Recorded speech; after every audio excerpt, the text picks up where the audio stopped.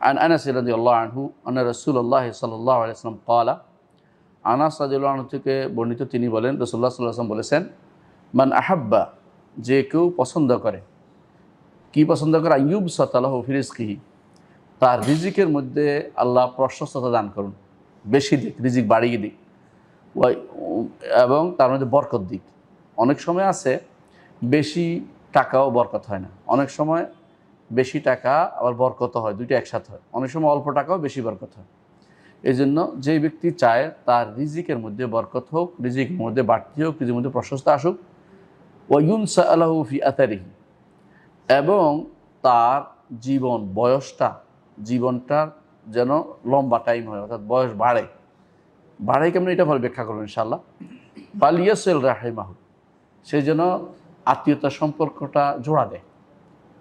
ইয়াসিল অর্থ হলো সেলা মানে মিলিয়ে দেয়া আত্মীয় সম্পর্ক আলাদা থাকলে এটা একসাথ করে দেয়া ধরেন কীভাবে হবে এটা ইনশাআল্লাহ আলোচনা করব তাহলে এখানে একটা হাদিস যেটা আমরা পাইলাম অর্থ হচ্ছে যদি কোনো কেউ চায় যে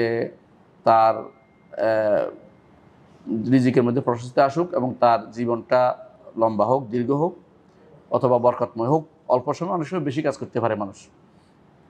যেমন ইমাম নববী রাহমাতুল্লাহ আলাইহি 40 বছর বাচ্চা 42 বছর বাচ্চা কিন্তু দুনিয়ার যে কাজ করছে আমি সারা জীবন পড়ে শেষ করতে পারবো না এত বেশি লিখছে মাশাআল্লাহ তো এই জন্য রাসূলুল্লাহ সাল্লাল্লাহু আলাইহি ওয়াসাল্লাম আমাদেরকে জানে যে এইটা চায় সেজন্য আলফালিয়াসল রাহিমাহু আত্মীয়তার সম্পর্ক জোড়া লাগায় বুখারী মুসলিম হাদিসটি বর্ণনা করেছেন দ্বিতীয় আরেকটি হাদিস হচ্ছে আয়েশা রাদিয়াল্লাহু আনহা থেকে তিনি বলেন আর আয়েশা রাদিয়াল্লাহু আনহা قالت আয়েশা রাদিয়াল্লাহু আনহা বলেন قال রাসূলুল্লাহ সাল্লাল্লাহু আলাইহি ওয়াসাল্লাম রাসূলুল্লাহ সাল্লাল্লাহু আলাইহি ওয়াসাল্লাম বলেছেন আর রাহিমু মুআল্লাকাতুন বিল আরশি রাহিম আত্মীয়তার সম্পর্ক এটা আরশের সাথে লটকে আছে আরশের সাথে নিজেকে লটকে রাখছে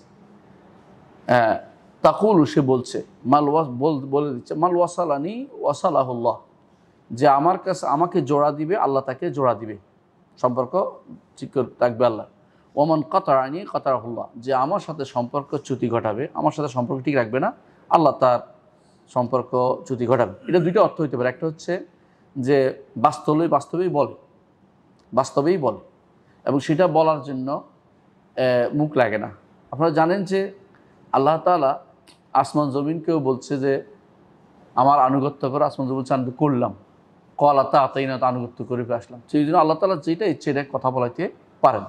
যে আল্লাহ আমাদের মুখ দিয়ে কথা বলাচ্ছেন হাসরের দিন তিনি আমাদের হাত পা চামড়া এগুলো দিয়ে কথা বলাবেন সুতরাং কথা বলাটা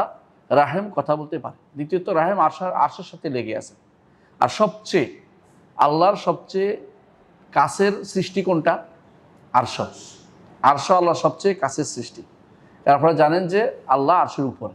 এর অর্থ হচ্ছে আরশের সাথে লেগে আছে সবচেয়ে কাছের যে জিনিসটা তার সাথে লেগে আছে এমন একটা হাদিসও আপনারা পড়েছেন রাসূলুল্লাহ সাল্লাল্লাহু আলাইহি ওয়াসাল্লাম বলেছেন যে যখন আল্লাহ তাআলা আরশ রাহেম সৃষ্টি করেছেন তখন রাহেম আল্লাহর কোমর ধরেছেন আল্লাহর কোমর কীরকম আমরা জানি না বিশ্বাস করতে হবে যে কোমর আছে তুমি কীরকম জানি না তো কোমর ধরে বলছেন যে আমি আশ্রয় চাচ্ছি যে আমাকে মানুষ দুনিয়াতে কি করবে আমার সম্পর্ক কাটবে তখন আল্লাহ তাআলা বলছেন তুমি কি খুশি হও না যে তোমার সম্পর্ক কাটবে আমি তার সম্পর্ক কর্তন করবো আর যে তোমার সাথে সম্পর্ক রাখবে আমি তার সাথে সম্পর্ক রাখবো এটাও সহিহ হাদিস